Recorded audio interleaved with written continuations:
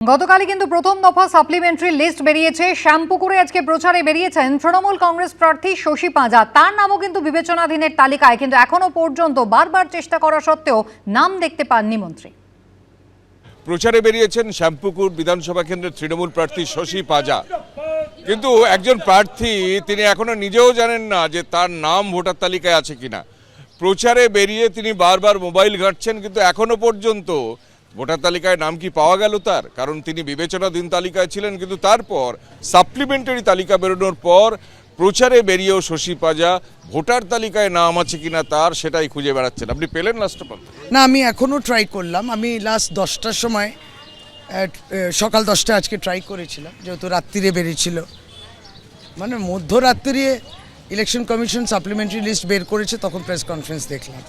তারপর তো সেই সময়টা তো পাওয়াই গেল না, তখন তো সাইটই খুলছিল না। আজ সকালে সাইট খুলছে, কিন্তু বারবার আসছে, যেখানে আমি ধরুন কলকাতা নর্থ এবং শ্যামপুকুর বিধানসভা কেন্দ্রে গিয়ে ক্যাপচা ফিড করছি, আর আমার কেশব একাডেমির 209 পার্ট, এবার ওটা খুলতে হবে তো পার্ট দেখার জন্য, অ্যাডজুডিকেশন লিস্ট, তখন আর খুলছে না। Multiple Times I have tried, অনেকবার একাধিকবার চেষ্টা করেছি, সকাল 10টা থেকে আগেও 10টাও, তারপরে আমি বেরিয়ে গেলাম একটু এলাকায় প্রচারের জন্যে। এখন আবার রাস্তায়, যেখানে নেটওয়ার্ক কানেক্টিভিটি কোনো অসুবিধা নেই, চেষ্টা করা সত্ত্বেও মানে খুলছে না, ডাউনলোড হচ্ছে না, ওই আমার পার্টটা খুলছে না।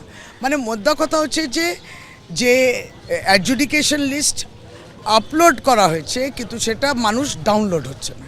এই জায়গায় আমরাও দাঁড়িয়ে রয়েছি।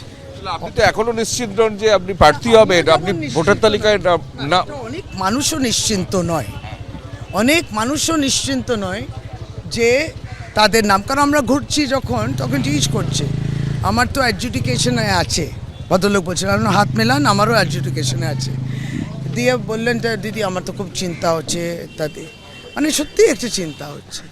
তো আমি বলেছি আর কিছুক্ষণ বাদে আবার চেক করবো, মানে আমার 2759 আমার শ্যামপুকুর বিধানসভা কেন্দ্রে যারা অ্যাডজুডিকেশন, তো তাদেরটা আবার চেক করব।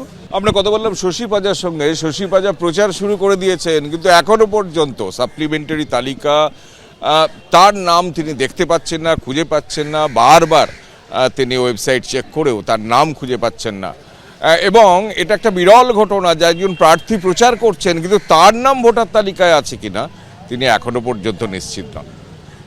ক্যামেরায় ভগবান শাহর সঙ্গে কৃষ্ণেন্দু অধিকারী, এবিপি আনন্দ, কলকাতা। এবিপি আনন্দ, এগিয়ে থাকে, এগিয়ে রাখে।